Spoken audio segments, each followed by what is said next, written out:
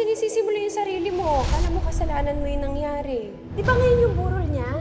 Pumunta ka kaya doon tapos humingi ka ng tawad. Sakaling hindi ka na makonsensya. Uy, sir. Good morning. Parang ang lalim ng iniisip niyo. About this, alam mo ba kung saan binurol si Bukol? Bakit, sir? Dadalaw ka? Hindi. Pakialam lang kung nasaan yung katawan niya. Oh, sige, sir. Pero asikasuhin ko muna to, ha? Ano ba yan? Missing person, sir. 2 days nang nawawala. Hindi daw umuwi sa pamilya niya simula nung makalawa. Sige.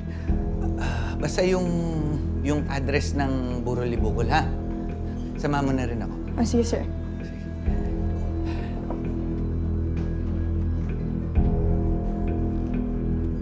Sir, close casket. Poji Manalak pala totoo niyang pangalan. Bakit Bukol ang tawag sa kanya? Kasi nga, manyakis siya. Manyakis? Pero bakit nga Bukol, sir? Huwag ka nang maraming tanong. Bata ka ba?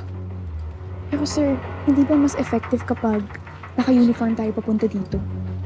Sira ka ba? Gusto makuyugin tayo dito? Kailangan laylo lang tayo, ha? Low-key. Huwag tayo papahala. Okay? Sundan mo ako.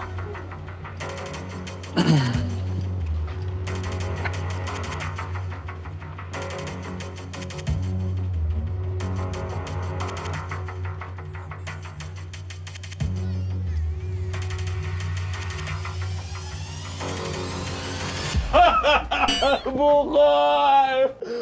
Bukol! Akala ko malugi lang tayo dito. Kailangan pangpurian yung acting ko para maniwala sila mag-best friend kami ni Bukol! Ang bakit mag-sorry kapag close casket? Kailangan open casket. Kailangan pumayag sila buksan! Bukol!